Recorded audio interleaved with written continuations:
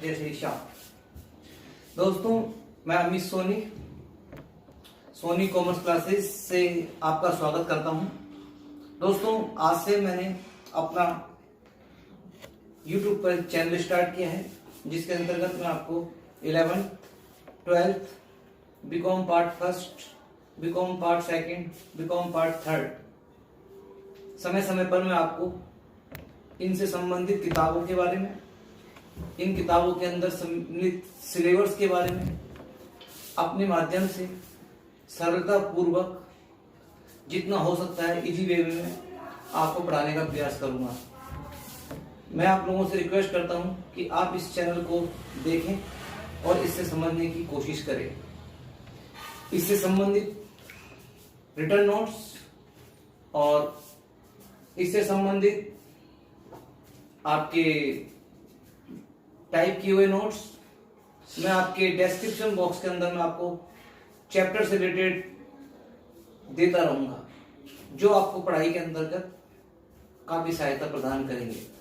अगर आपको किसी भी प्रकार की कोई भी समस्या हो तो आप मुझसे कमेंट बॉक्स में जाकर आप कमेंट कीजिए, जिसके बारे में मैं आपकी जितनी हो सके सहायता प्रदान करने की कोशिश करूंगा।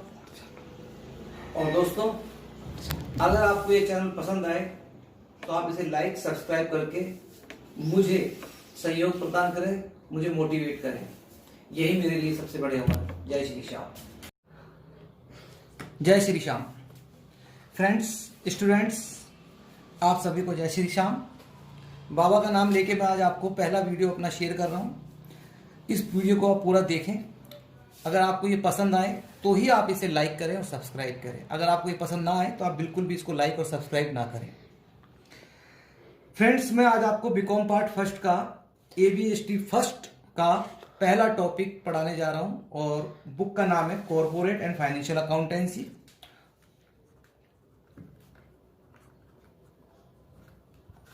बुक का नाम है corporate and financial accounting. Topic का नाम है इंश्योरेंस क्लेम। ये कहलाता है आपका ABST फर्स्ट। सबसे पहले मैं आपको बता दूं, इंश्योरेंस क्लेम जो है ये आपकी ABST फर्स्ट का टॉपिक जो है बहुत ही इंपॉर्टेंट टॉपिक है। और इंश्योरेंस क्लेम का मतलब बता दूं कि अगर आप कभी भी किसी इंश्योरेंस कंपनी से किसी भी तरह के अगर आप पॉलिसीज लेते हैं तो इंश्योरेंस कंपनी आपसे उस पॉलिसी के लेने के लिए आपसे एक फिक्स प्रीमियम लेती है। वो प्रीमियम आपसे इस बात का लेती है कि अगर आपको आने वाले 1 साल में किसी भी तरह का लॉस होगा तो वो लॉस इंश्योरेंस कंपनी आपको देगी। इसलिए हमें इसके अंतर्गत आपको 2 पॉलिसी समझानी है जो आपके कोर्स में है। पहली पॉलिसी का नाम है दोस्तों स्टॉक पॉलिसी। इसको बोलेंगे स्टॉक बीमा। इसको मैं ए नाम दे देता हूं। दूसरी पॉलिसी का नाम है कॉन्सिक्वेंटल लॉस पॉलिसी। इसको हिंदी में बोलेंगे परिणामी हानि बीमा। सबसे पहले मैं आपको इन दोनों की डेफिनेशन बता देता हूं। स्टॉक पॉलिसी का मतलब होता है कि अगर आपने इंश्योरेंस कंपनी से स्टॉक पॉलिसी ले रखी है और पॉलिसी लेने के 1 साल के अंदर अंदर अगर आपकी दुकान में किसी भी तरह की आग लग जाती है या कोई किसी भी तरह की दुर्घटना हो जाती है तो इंश्योरेंस कंपनी आपको स्टॉक पॉलिसी के माध्यम से जितने रुपए का स्टॉक आपका जला गया है या खराब हो गया है वो पैसा इंश्योरेंस कंपनी आपको पे करेगी। ये हो गया आपका स्टॉक पॉलिसी। दूसरी जो पॉलिसी है वो है कॉन्सिक्वेंटल लॉस पॉलिसी, जिसका नाम है परिणामी हानि बीमा। यानी कि नाम से पता चलता है कि आग लगने के परिणाम स्वरूप आने वाले 1 साल के अंदर आपको अगर किसी भी तरह का कोई लॉस होगा, वो लॉस के कौन कौन से हो सकते हैं? वो लॉस 2 प्रकार के हैं। पहला है आपका स्टैंडिंग चार्जेस का, जिसको हम बोलते हैं फिक्स एक्सपेंसेस। आप भी जानते हैं कि अगर दुकान बंद भी हो जाती है 2-4 महीने के लिए तो हमारे यहाँ के जो कुछ एम्प्लॉयज़ होते हैं जिनको कि हमें सैलरी देनी होती है, हमारा जो रेंट है दुकान का, अगर हमारी किराए पे दुकान है तो वो रेंट हमको पे करना होता है, तो वो पेमेंट हमारा जाना ही जाना है और उस पीरियड में हमारी इनकम नहीं होगी लेकिन ये खर्चे होंगे। और अगर आपने परिणामी हानि बीमा कॉन्सिक्वेंटल लॉस पॉलिसी अगर आपने ले रखी है तो इंश्योरेंस कंपनी आपसे ये कहती है कि मैं आपको स्टैंडिंग चार्जेस का पूरा पेमेंट कर दूंगी। दूसरा, आग लगने के परिणाम स्वरूप आने वाले कुछ महीनों तक अगर आपको प्रॉफिट का लॉस होता है, आप लोग जानते हैं कि अगर आप आग लग गई, आग लगने के बाद दुकान को वापस से सेट करने में समय लगेगा, 2 महीने का भी हो सकता है, वो 4 महीने भी हो सकते हैं, वो 5 महीने भी हो सकते हैं, वो 6 महीने भी हो सकते हैं। तो उस ड्यूरेशन में आपकी सेल नहीं होगी, अगर सेल होगी तो कम होगी, तो उसके कारण आपको जितना भी प्रॉफिट का लॉस होगा वो पैसा भी इंश्योरेंस कंपनी आपको पे करेगी। तो कॉन्सिक्वेंटल लॉस पॉलिसी में बेसिकली इंश्योरेंस कंपनी आपको 2 तरह के पेमेंट करती है, पहला स्टैंडिंग चार्जेज का, दूसरा प्रॉफिट का। अब इसके अंतर्गत मैं आपको सबसे पहले जो टॉपिक स्टार्ट कर रहा हूं वो कॉन्सिक्वेंटल लॉस पॉलिसी का स्टार्ट कर रहा हूं।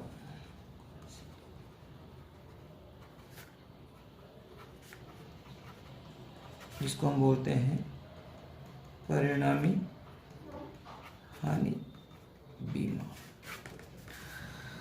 अब इंश्योरेंस कंपनी ये कहती है कि आग लगने के परिणाम स्वरूप आपको जो स्टैंडिंग चार्जेस का लॉस होगा वो देंगे, आपको आग लगने के परिणाम स्वरूप जो प्रॉफिट का जो लाभ का लॉस होगा वो हम आपको देंगे, लेकिन उसकी कैलकुलेशन आपको करनी पड़ेगी, उसका कंप्यूटेशन आपको करना पड़ेगा। वो कंप्यूटेशन आपको कैसे करना है यही चीज आपको कॉन्सिक्वेंटल लॉस पॉलिसी में सीखनी है। अंडरस्टैंड? चलिए, तो मैं आपको कुछ डाटा क्वेश्चन के हिसाब से सॉल्यूशन भी करता जाऊंगा, समझाता भी जाऊंगा, और जो डाटा है वो अज्यूम करता हुआ जाऊंगा और आप उन्हें समझिएगा। इसके अंतर्गत क्वेश्चन को इजी वे में समझने के लिए, ताकि क्वेश्चन घोच पोच ना हो जाए जिसको हम बोलते हैं, उसके लिए हम क्या करेंगे, स्टेप वाइज क्वेश्चन को करेंगे। तो सबसे पहले हम जो स्टेप लेंगे वो लेंगे स्टेप नंबर फर्स्ट, और उसमें हम करेंगे क्या, कंप्यूटेशन ऑफ शॉर्ट सेल्स। क्या करेंगे, कंप्यूटेशन ऑफ शॉर्ट सेल्स। अब फ्रेंड्स, सबसे पहले मैं ये अज्यूम करूंगा कि आग कब लगी। फॉर एग्जाम्पल मैं ये मानता हूं कि आग जो लगी है वो लगी है 1 जुलाई 2020 को, और मेरा बिजनेस जो डिस्टर्ब रहा है वो 4 महीने रहा है, यानी कि 31 अक्टूबर 2020 तक 4 मंथ मेरा बिजनेस क्या रहा, डिस्टर्ब रहा, बंद सा रहा। तो सबसे पहले मुझे ये बताना पड़ेगा इंश्योरेंस कंपनी को कि इन 4 महीनों में मुझे कितने रुपए की शॉर्ट सेल्स हुई है मेरी। उसके लिए मुझे करना क्या पड़ेगा, इंश्योरेंस कंपनी आपने कह दिया, इंश्योरेंस कंपनी मानेगी तो नहीं ना, उसके लिए आपको बाकायदा डाटा देने पड़ेंगे उसको। तो डाटा किस तरह से देंगे हम, सबसे पहले हमें लिखना पड़ेगा स्टैंडर्ड सेल्स। स्टैंडर्ड सेल्स क्या क्या होगी आपकी डेट ऑफ फायर क्या है, 1 जुलाई 2020 है। पिछले साल में जाइए आप, 2019 में जाइए। यानी कि मैं ये कहना चाहता हूं कि इन्हीं 4 महीनों की सेल लेनी है आपको, लेकिन इस साल की नहीं, पिछले साल की। तो 31 अक्टूबर 2019 मैं ये अज्यूम करता हूं कि वो सेल मेरी 2 लाख रुपए रही होगी। कहने का मतलब सिंपल सा है कि स्टैंडर्ड सेल्स का मतलब ये है कि जिन 4 महीनों तक मेरा इस साल बिजनेस डिस्टर्ब रहा है तो मुझे यही 4 महीने लेने हैं, लेकिन पिछले साल के लेने हैं। वो मैंने ये माना है कि वो सेल रही होगी मेरी 2 लाख रुपए। आपको नहीं मानना है, आपको क्वेश्चन में दे के रखेगा एड। हर क्वेश्चन, हर बिजनेसमैन ये मान के चलता है कि बिजनेस ग्रोइंग होता है, मानने से नहीं। ये पिछले 10 साल का बिजनेस के पास रिकॉर्ड होता है, उस रिकॉर्ड को देख के मालूम किया जाता है कि बिजनेस में हर साल कितने % का इंक्रीमेंट रहा। तो मैं ये अज्यूम कर रहा हूं कि मेरा बिजनेस में 10% का इंक्रीमेंट रहा होगा। ये क्वेश्चन में गिवन होगा आपको। 2 लाख में 10% जोड़ दीजिए आप, 20,000 रुपये, तो ये हो जाएगी आपकी 2,20,000। इसको हम क्या बोलेंगे, एक्चुअल स्टैंडर्ड सेल्स बोलेंगे। क्या बोलेंगे इसको, एक्चुअल स्टैंडर्ड सेल्स। इसका मतलब क्या हुआ, अगर मैं इस साल 1 जुलाई 2020 से लेकर 31 अक्टूबर 2020 तक अगर मेरी दुकान में आग नहीं लगी होती और मैं इन 4 महीनों में यदि सेल करता तो मेरी सेल लगभग 2,20,000 यानी 2,20,000 रुपीज की होती। ठीक है, लेकिन इंश्योरेंस कंपनी कहती है कि आपने इन 4 महीनों में कुछ एफर्ट किए। देखिए ऐसा है कि हमने, हो सकता है ऑनलाइन, हो सकता है हमने पड़ोस में कोई छोटी मोटी दुकान किराए पे लेकर वहां पर कुछ माल बेचने की कोशिश की होगी, तो वो सेल तो आपने करी है, वो सेल आप इसमें से घटा दीजिए, जिसको हम बोलेंगे actual sales. Actual sales question में गिवन होगी आपको। मैं ये अज्यूम करता हूं कि वो सेल मेरी 70,000 रही होगी, यानी ये आ गई 1.5 लाख। इसको हम क्या बोलेंगे, इसका नाम हो जाएगा शॉर्ट सेल्स। क्या मतलब हुआ इसका, मैं आपको एक बार ब्रीफ कर देता हूं फटाफट से। सबसे पहले मैंने इन्हीं 4 महीनों की सेल ली, 4 महीनों की सेल पिछले साल की ली 2 लाख रुपए की। इस साल मैं ये मान के चलता हूं कि मेरा 10% का इंक्रीमेंट हो जाता, मैं 2% की सेल ज्यादा कर सकता था, तो मैं 2,20,000 की सेल कर सकता था। लेकिन मैं एक्चुअल में, अब एक्चुअल का मतलब 1 जुलाई 2020 से लेकर 31 अक्टूबर 2020, यानी ये वो टाइम पीरियड हो गया जिस टाइम पीरियड में मेरा बिजनेस डिस्टर्ब रहा, उसे हम एक्चुअल सेल्स का नाम दिया है मैंने। वो सेल क्वेश्चन में दे रखी है 70,000 रुपए। तो इसका मतलब 2,20,000 की सेल मैं कर सकता था, लेकिन करी मैंने केवल 70,000 ही है। तो इस तरह से मेरी जो सेल कम हुई है वो हुई है 1,50,000 की, यानी कि मुझे जो प्रॉफिट का लॉस होगा वो 1,50,000 की सेल पे होने वाला है। इसलिए हमने इसका नाम रखा है शॉर्ट सेल्स। ये हमारी स्टेप नंबर फर्स्ट है।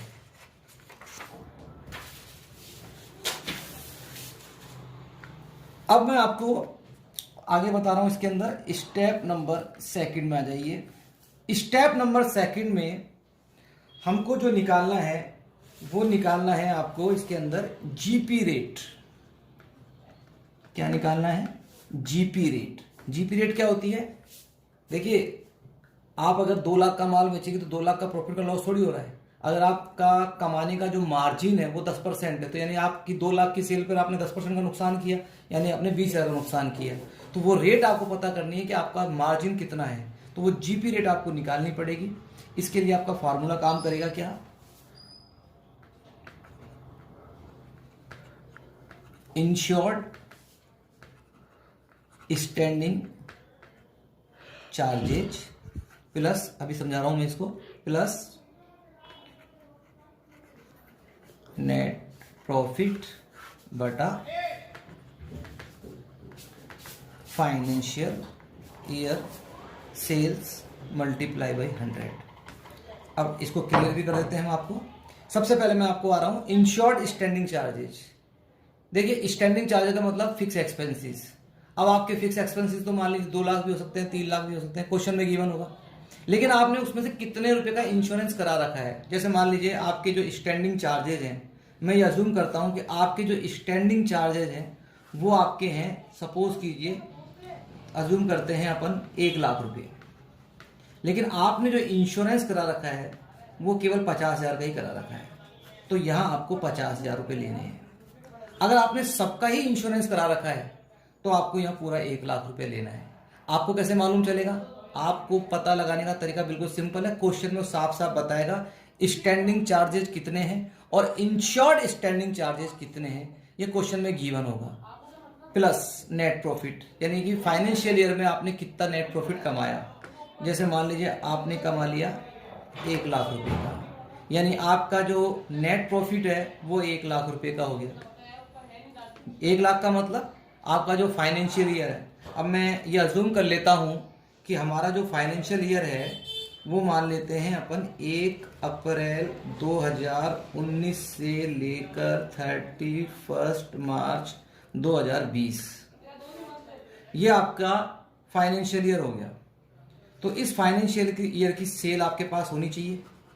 वो सेल आपको क्वेश्चन में गिवन होगी और वो सेल मैं मान के चलता हूं, सपोज कीजिए आपके 10 लाख रुपए इंटू 100, तो ये हो गया आपका 1.5 लाख बटा 10 लाख इंटू 100 कैलकुलेटर। तो ये हो जाएगा आपका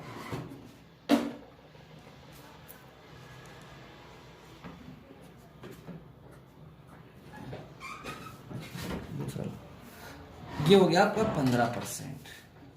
इसका मतलब आपका जो मार्जिन है, अगर आप 1 लाख का माल बेचते हैं तो आप 15% कमाते हैं, यानी 1 लाख के ऊपर आप 15,000 रुपये कमाते हैं। अगर आप 2 लाख का माल बेचते हैं तो आप 15% कमाते हैं, तो यानी 30,000 रुपये कमाते हैं। तो आपका यहाँ पर जो लॉस हुआ है वो मार्जिन रेट होगी आपकी 15%, वो आगे काम आएगी। इसके बाद आ जाइए आप दोस्तों स्टेप नंबर 3 में है।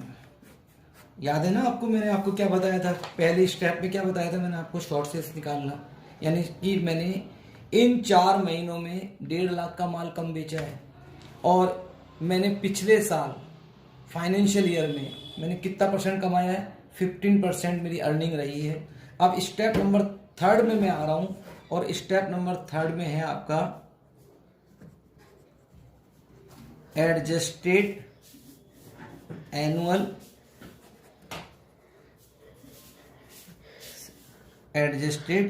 Annual sales.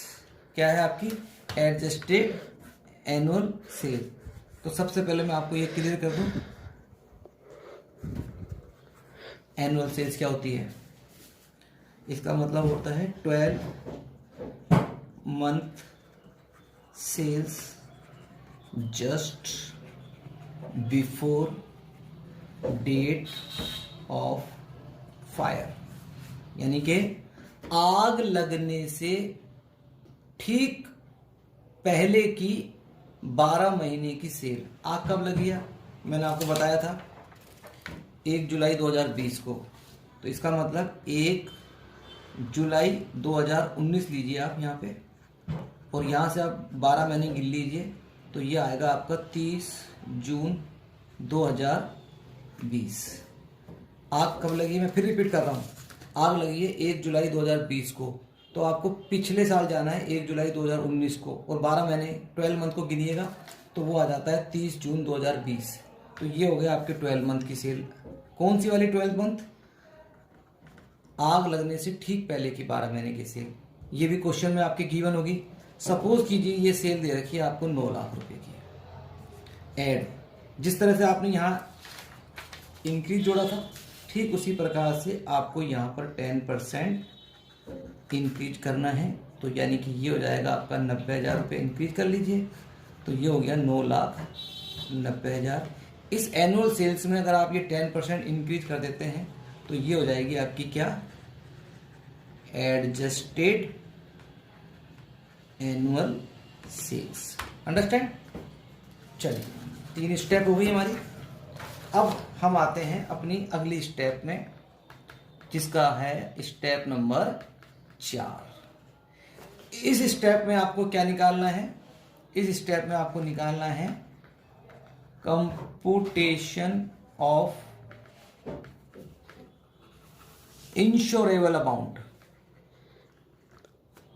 इंश्योरेबल अमाउंट का मतलब समझा देता हूं मैं आप लोगों को।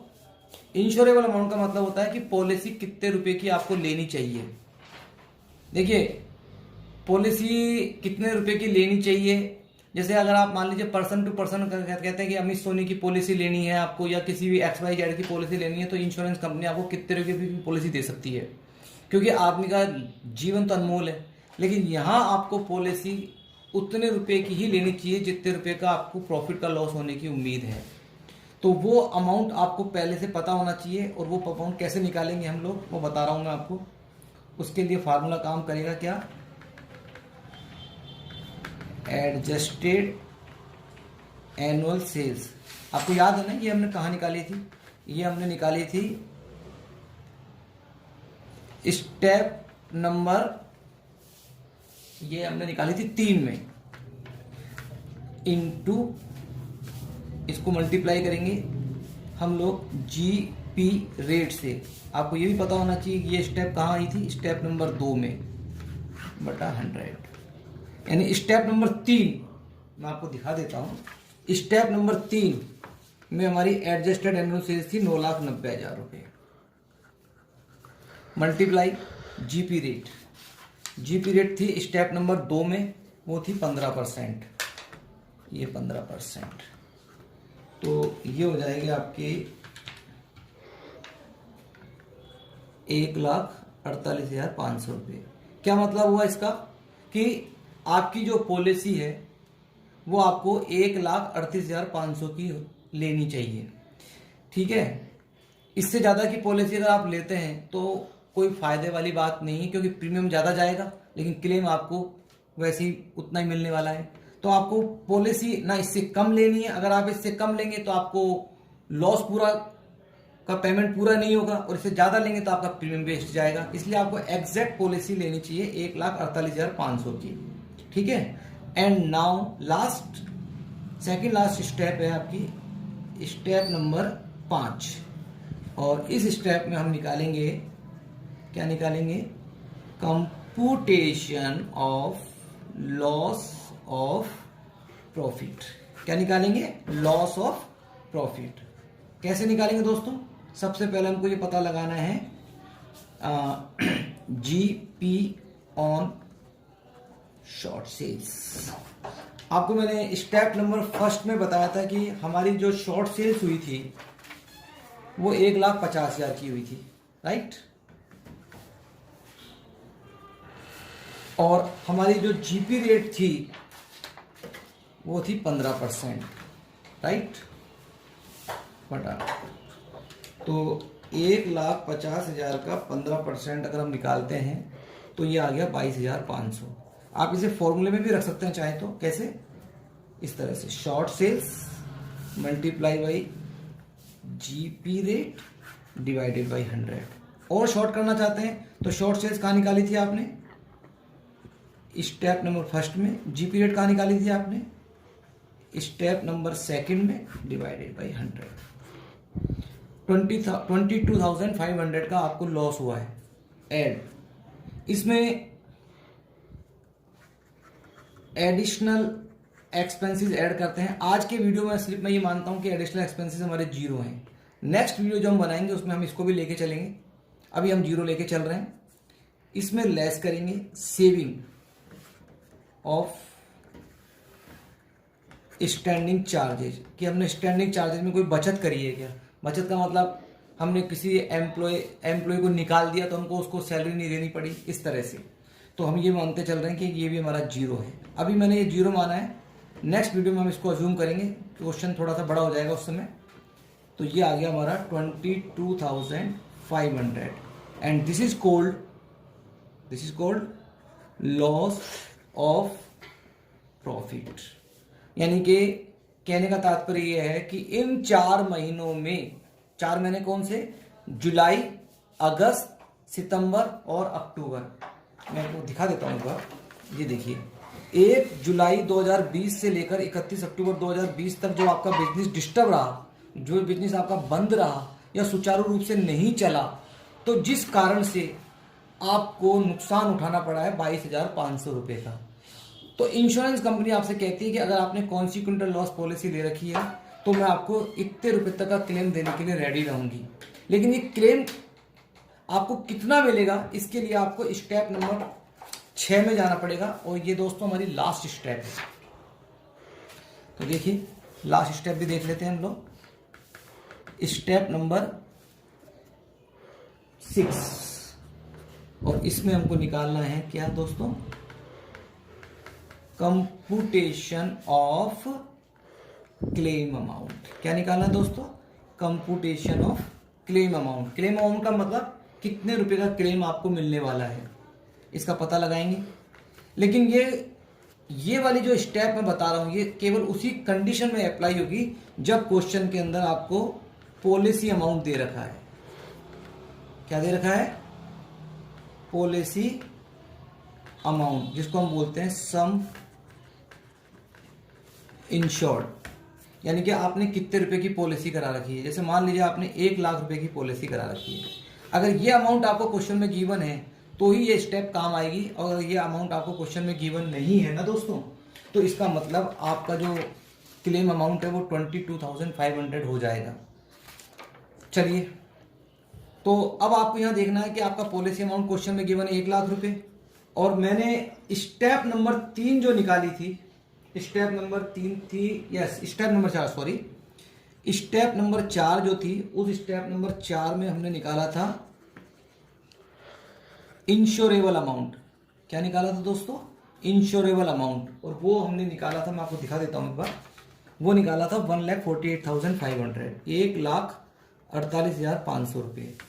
यानी कि इंश्योरेंस कंपनी कहती है कि आपको पॉलिसी लेनी चाहिए थी 1,48,500 की, लेकिन आपने पॉलिसी लिए 1 लाख रुपए की, तो क्लेम आपको पूरा नहीं मिलेगा। इसका मतलब आपका जो लॉस हुआ है वो आपका थोड़ा कम हो जाएगा। तो किस प्रपोर्शन में वो कम होगा, किस अनुपात में वो कम होगा, उसको हम नाम देते हैं औसत वाक्य।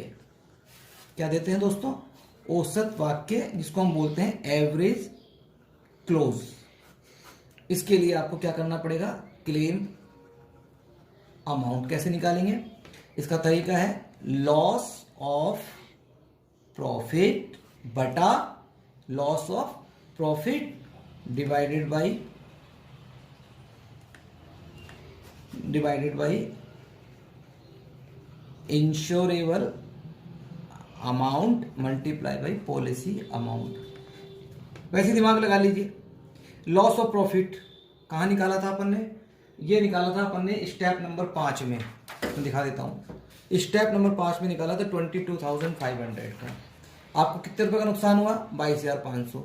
ये 22,500 रुपये आपको मिल सकते थे। कब मिलते? जब आपने पॉलिसी कितने रुपए की ली होती? 1,48,500 की। लेकिन आपने पॉलिसी ली कितने रुपए की है? 1 लाख रुपए की। तो इसका मतलब हो गया into 1 lakh divided by 148,500 means 15,156 रुपये। राउंड ऑफ कर दिया मैंने। इसका मतलब है कि आपका नुकसान तो हुआ है 22,500 का, लेकिन पॉलिसी आपने कम रुपए की ले रखी है। तो इसका मतलब आपको जो क्लेम मिलेगा वो मिलेगा 1,56,156 15,156 रुपये का।